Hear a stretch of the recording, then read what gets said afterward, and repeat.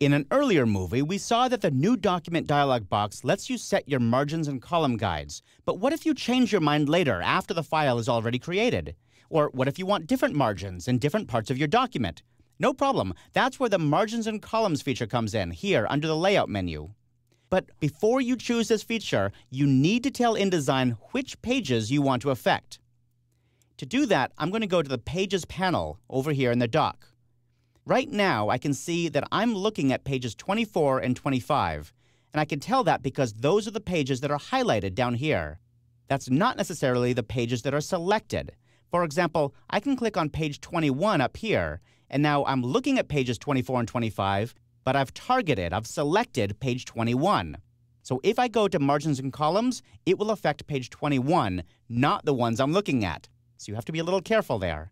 In this case, I do want to affect the pages I'm looking at, so I'm going to click on these numbers beneath the spread. That's just a shortcut for selecting both pages in the spread. And now I'm going to go to Layout menu and choose Margins and Columns.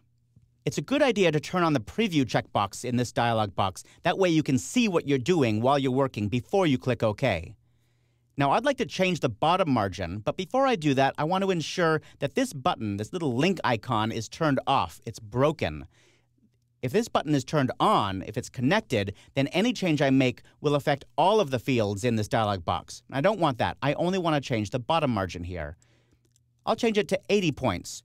Now, it only updates when I leave this field, so I'll press the Tab key to jump to the next item, and we can see that because the Preview checkbox was turned on, the margins moved. I'll do the same thing with the columns. I'll change this from 1 column to 2 column, just by clicking that little up arrow. And you can see that now we have 2 columns on every page. Now, obviously, this only changed the margins and columns. It did not affect the objects on the page. If I want to affect the objects on the page, then I need to turn on Enable Layout Adjustment. That's the on-off switch for move my objects or don't move my objects.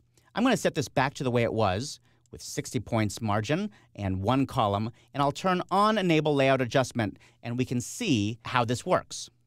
First, I'll go change my bottom margin. I'll bring that up to 80 points.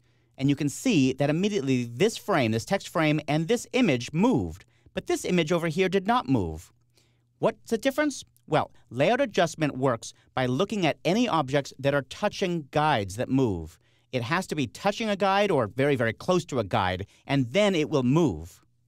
This image down here was not touching that guide, so it stayed where it was.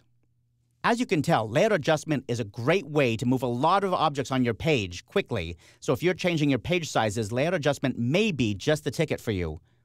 However, with that power comes great responsibility. Here's what I mean. Sometimes Layout Adjustment can really mess up your page a lot.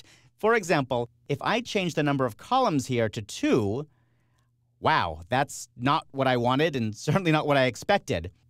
It added the second columns, but it moved a lot of these objects around, and it changed even the number of columns in those text frames.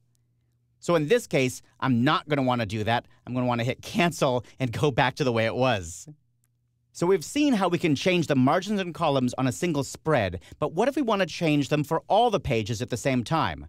No problem. Then we have to use master pages. I'm going to be talking about master pages in the next chapter, but for now, suffice it to say that all of these pages in my document are based on a master which lives up here at the top of the Pages panel. So if I click on the name of the master or choose the pages over here, then if I make a change to that, it will affect all my pages. I clicked on a master. I can go to Layout, Margins and Columns, and once again, I'll simply change the bottom margin to 80 points. And when I click OK, you'll see that the margins change. It changed on every page in this document that is based on that master, not just the ones that I'm looking at. Now remember, these margin guides are just that. They're guidelines for where you might put objects. There are other kinds of guides in InDesign too, including page guides, which is what I'll talk about in the next movie.